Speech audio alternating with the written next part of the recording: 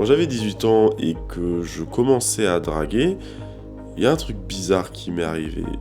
J'avais l'impression d'attirer les filles qu'au moment où j'ouvre la bouche. Dès l'instant où j'ai ouvert la bouche, j'ai l'impression que quelque chose se cassait. Et ça se manifestait notamment par le fait que j'avais beaucoup de premiers rendez-vous et très peu de seconds rendez-vous, voire pas du tout. Ce qui rendait le truc encore plus bizarre, c'est qu'avec mes amies filles du lycée, il n'y avait aucun souci avec elles, quoi. Donc j'étais complètement paumé. Si ça t'est déjà arrivé, que ce soit avec des amis ou même dans un contexte plus professionnel, reste parce que moi, c'est un truc qui m'a travaillé pendant des années. Et là, je pense avoir trouvé une réponse que je vais te partager pour essayer de te faire gagner un peu de temps. Bon, du coup, je me suis repris en main, je me suis questionné, je me suis dit, bon, écoute, t'es pas plus con qu'un autre, quelles sont les possibilités ? Les possibilités, c'est soit j'ai une personnalité qui fait que je ne séduis pas, donc il y a un problème au niveau de ma personnalité, soit c'est pas tant un problème au niveau de ma personnalité, mais un problème au niveau de comment je vends ma personnalité, comment je communique ce que je suis aux autres. Donc, pour simplifier, il y aurait un problème, soit le problème vient de la source, soit le problème vient du tuyau ou de l'outil qui transmet la source ou qui représente la source.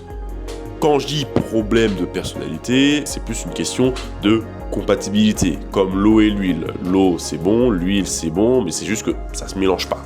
Et ces deux hypothèses ont une arrivée tout à fait différente. Le premier a failli me détruire psychologiquement, et le deuxième, au contraire, m'a sauvé et m'a permis d'être un peu plus périn dans mes interactions, que ce soit avec la gente féminine ou avec n'importe qui d'autre d'ailleurs.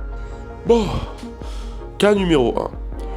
Le premier cas que j'ai choisi, enfin en tout cas la première chose à laquelle j'ai pensé, évidemment quand t'as 18 ans, t'as pas d'expérience, t'es un peu dans ce réflexe un peu juvénile de te dire que c'est forcément ta faute, t'as pas encore toute la complexité du monde dans ta tête, donc forcément que je pensais que le problème venait de moi et de ma personnalité. Le raisonnement était simple, si elles veulent pas de moi, vu le nombre de rejets que j'ai eu, ça peut pas être elles qui ont tous les problèmes, c'est forcément moi le problème, donc je ne suis pas assez, ou il y a quelque chose que je fais mal. Parce qu'encore une fois, ça demande beaucoup de ressources de comprendre que peut-être juste que t'as pas de chance et que peut-être que ce que tu demandes est juste très très très rare. Et du coup, que fait un jeune de 18 ans qui a accès à YouTube et qui veut changer et s'améliorer pour séduire ? Il regarde les coachs en séduction, il regarde les mecs comme Andrew Tate pour se faire plus d'argent, pour être musclé et pour choper les petites.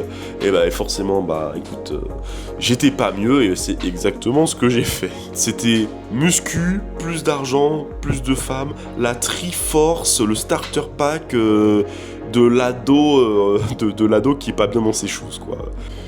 Et il faut comprendre que dans mon parcours, pour moi, de mon point de vue, j'ai eu énormément de chance à plusieurs niveaux. C'est-à-dire que même si je suis rentré, on va dire, dans le starter pack, dans la Triforce de base, je suis quand même resté, on va dire, assez droit dans mes pompes par rapport à ça. J'ai quand même réussi à garder une sorte de droiture, une sorte de plein de soi. C'est-à-dire que j'ai jamais laissé les comparaisons constantes grignoter mon estime de soi et diminuer la valeur que je pensais avoir. Je sais pas si c'est clair. En général, quand les gens, donc comme les jeunes hommes se jettent dans ce genre de processus, ils se jettent vraiment à cœur perdu, dans le sens limite dans une volonté de se renier soi-même. Moi, je n'étais pas dans ça. J'essaie de garder cette espèce d'équilibre, de rester moi-même tout en m'améliorant et ne pas trahir mes valeurs, parce que j'ai eu la chance justement à l'époque d'avoir bien identifié les valeurs que je voulais, qui étaient importantes pour moi, donc à savoir le courage, l'honnêteté, et aussi de pas être trop dans la sphère politique. Je pense que ça m'a beaucoup sauvé. Là où d'autres vraiment, font de cette Triforce-là leur identité, leur cheval de bataille, leur gagne-pain, et pour moi, c'est là qu'on commence à avoir les dérives sectaires qu'on a aujourd'hui. Donc en gros, même si j'ai commencé pour des raisons, on va dire, peu nobles, les femmes, le sexe, ok. Je suis très vite tombé amoureux du process. Ma quête de femme est devenue très vite une quête d'amélioration parce que j'aimais m'améliorer, j'aimais apprendre de nouvelles choses, j'aimais voir le fait que les erreurs que je faisais il y a 1 an, 2 ans, je ne les refaisais pas. Et j'aimais voir aussi le simple fait que une erreur n'est pas éliminatoire. Je ne vais pas mourir si je me plante. Donc, et que globalement, avec les bonnes excuses, la bonne façon d'amener un sujet, toute erreur est pardonnable du moment qu'on a le cœur à la bonne place. Donc ma quête de femme est devenue une quête de sagesse, et c'est pour ça que j'ai fait cette vidéo YouTube, pour essayer de transmettre ce que j'ai appris. Et surtout parce que beaucoup de gens n'ont pas eu la chance que j'ai eue d'avoir peut-être ce recul, d'avoir été bien entouré, d'avoir eu des amis qui me permettent aussi de garder une bonne direction. Et du coup, c'est pour ça que je fais cette vidéo, quoi. Et ouais.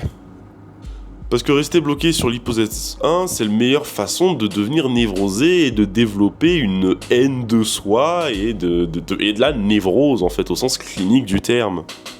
Parce que, ouais, quand tu rentres par ce chemin-là, quand tu fais ce porte-là de ma personnalité a un problème, il faut que je la change, tu rentres dans un cercle de haine de soi, de non-amour de soi, et du coup ça te crée de l'anxiété, de l'overthinking, des pétages de plomb, et dans même le pire des cas, la dépression.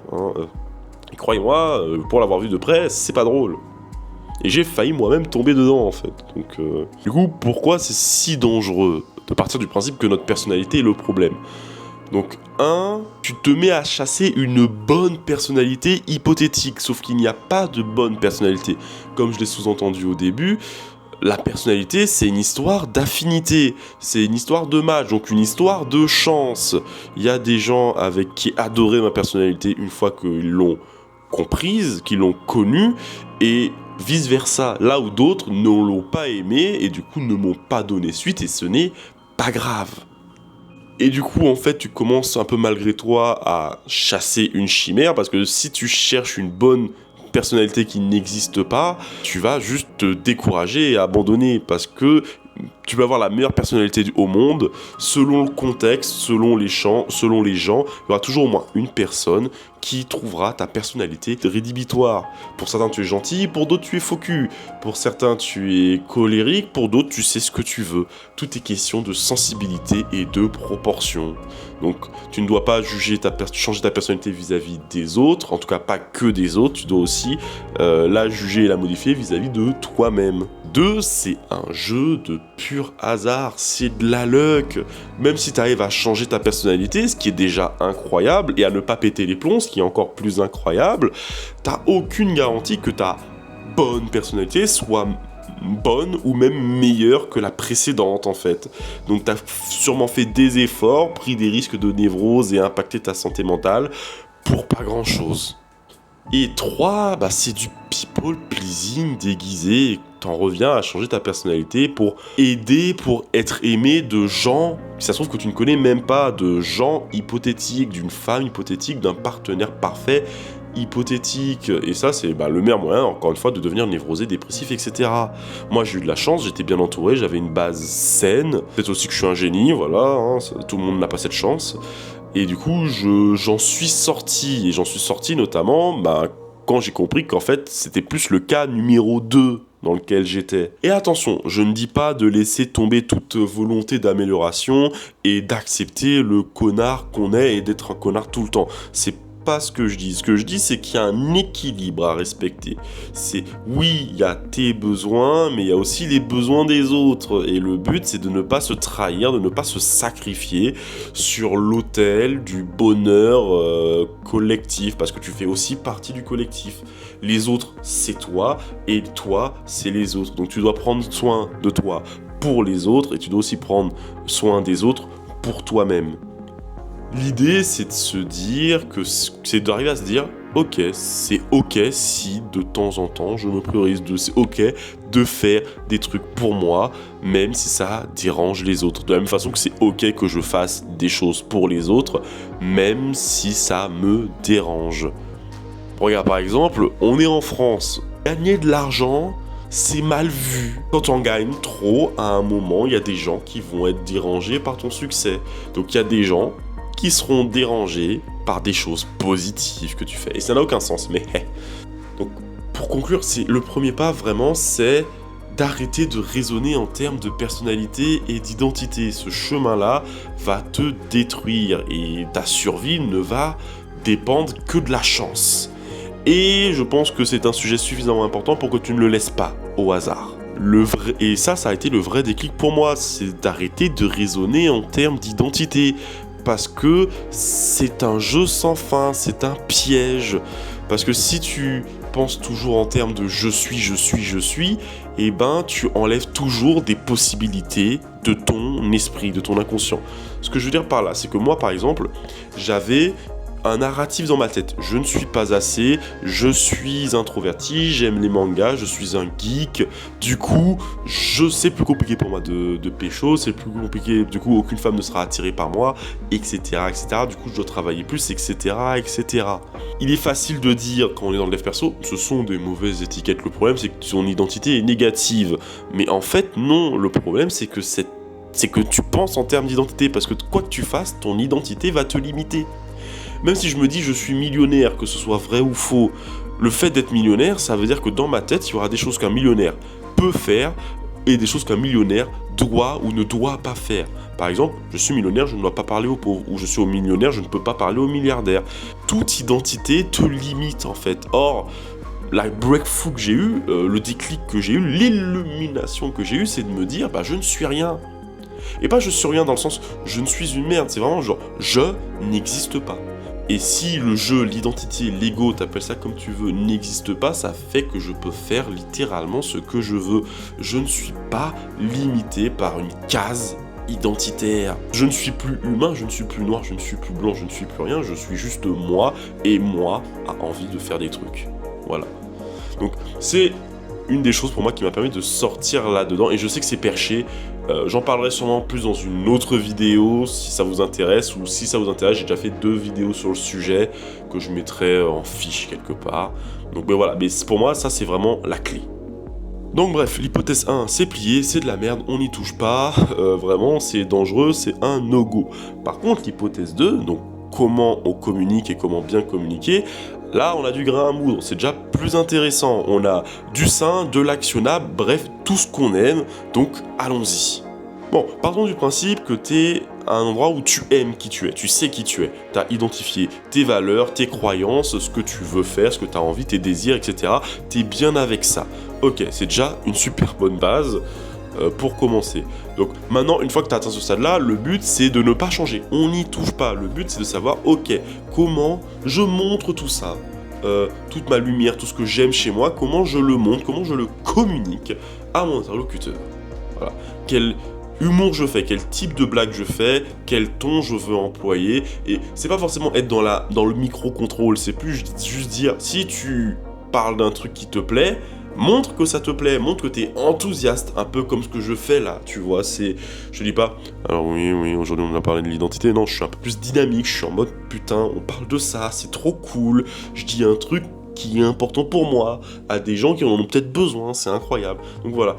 Donc que ton énergie matche ta pensée et matche à quel point le sujet est important pour toi. Ton énergie interne et ton énergie externe. Mais c'est trop ésotérique, on va essayer d'être plus concret. Bon, par exemple, pour moi, dans mon cas personnel, un des points de ma communication qui était à la fois mon point fort, mais qui me faisait tirer une balle dans le pied parce que c'était très polarisant, c'était mon humour. J'avais un humour particulier, on va dire. Hein. Et sur certains sujets, avec certaines personnes, ça passait, et sur d'autres sujets, avec d'autres personnes, ça ne marchait pas du tout, voire même je me tirais une balle dans le pied. Ce qu'un pote m'a dit, en gros, c'est à un moment, ça m'a fait tilt, il m'a dit, en fait le truc c'est que quand tu fais une blague, on va dire raciste, chose le terme raciste, si je me fais dominer, pas grave.